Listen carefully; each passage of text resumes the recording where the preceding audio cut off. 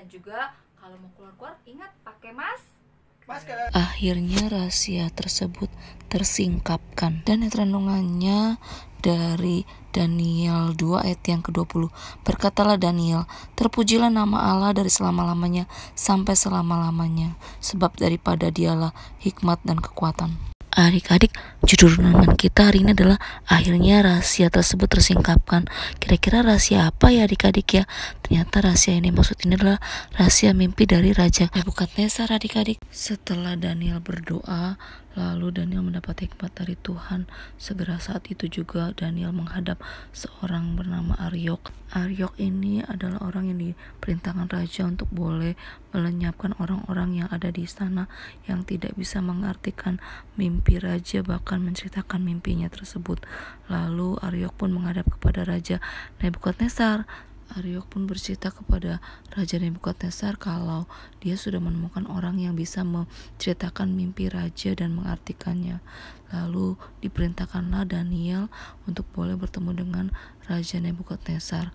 Saat itu juga raja bertanya, apakah Daniel sanggup mengartikan ataupun menceritakan rahasia mimpi raja dari Nebukadnezar tersebut. Lalu Daniel pun menjawab kalau sesungguhnya semua orang, baik orang pintar, ahli jampi, orang yang berilmu dan lain sebagainya, tidak akan dapat memberitahukan mimpi raja tersebut, karena hanya Tuhan Allah saja yang di surga yang dapat menyingkapkan rahasia tersebut, dan rahasia tersebut disampaikan kepadaku untuk aku boleh menyampaikannya kepada raja. Dan inilah rahasia tersebut.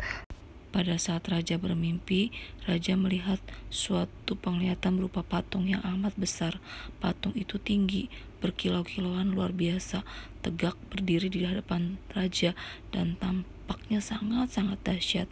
Dan ternyata kepala patung tersebut dari emas tua, dada dan lengannya dari perak, serta perut dan pinggangnya dari tembaga. Sedangkan pahanya dari besi, dengan kakinya sebagian dari besi dan sebagian lagi dari tanah liat.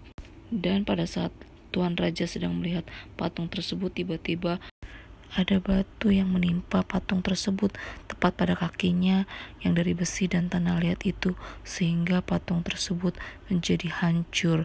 Dan dengan sekaligus hancur jugalah besi, tanah liat, tembaga, perak, dan emas itu, dan semuanya menjadi seperti sekam di tempat pengirikan pada musim panas, dan angin pun mengembuskan bangunan patung tersebut sehingga tidak ada bentuk patung tersebut.